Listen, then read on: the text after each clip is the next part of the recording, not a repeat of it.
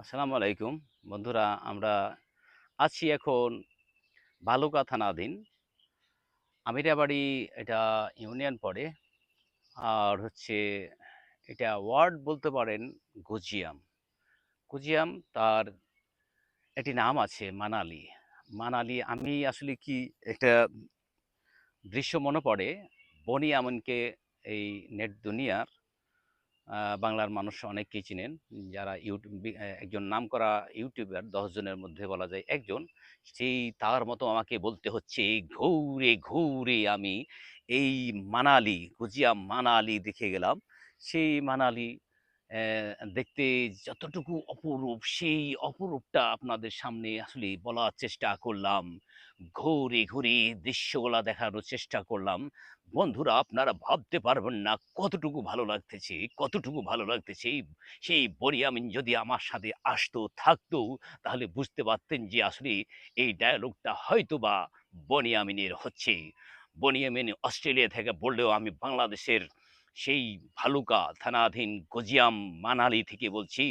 সেই ঘুরে ঘুরে দৃশ্যগুলো আপনাদের সামনে অবলোকন করার চেষ্টা করছি, কিন্তু আমার ক্যামেরাম্যান সেভাবে হয়তো ঘুরে আপনাকে দেখাতে পারছেন না। ঘুরে ঘুরে যে দেখাবে সেই দৃশ্যটা আপনাদের সামনে হয়তো বা তুলে ধরতে পারতেছে না। কিন্তু বনিয়ামিন হলে সেই দৃশ্যটা মনে হতো যে অস্ট্রেলিয়া থেকে বা অস্ট্রেলিয়ার কোনো একটা মেলবোর্ন, কোনো একটা জায়গা থেকে হয়তো ভিডিওটা করতেছে।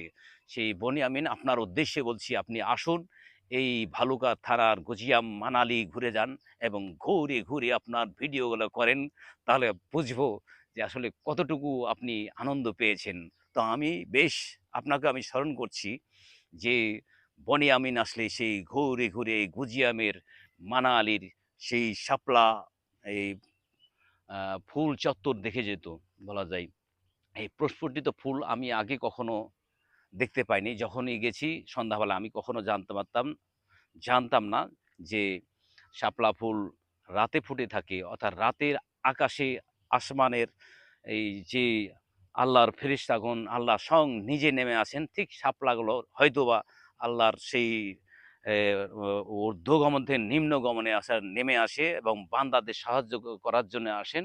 বান্দাদের বিভিন্ন চাওয়া, যারা রাতের বেলায় তাহাজ্জুদ নামাজ পড়ে এই যারা রাত জেগে থাকে, আল্লাহ ঠিক তাদেরকে দেখতে আসেন। আর এই ফুলগুলো মনে হয় সম্ভবত এই তারই উদ্দেশ্যে, আল্লাহকে দেখার জন্য রাতের বেলায় প্রস্ফুটিত হয়ে থাকে। সকাল হলে আবহাওয়ারা ঠিক ফুলগুলো কলি রূপে ধারণ করে।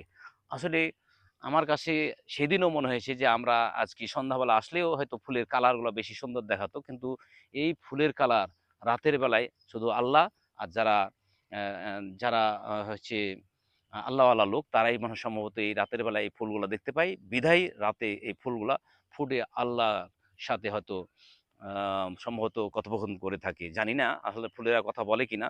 তবে আমি জানি এই শবে কদরের রাত্রে গাছগুলো নত হয়েছিল। আমার নানার বাবা এটা দেখেই একসময় ওই আধ্যাত্মিক অলিয়া উলিয়াদের মতন হারায় গেছিল।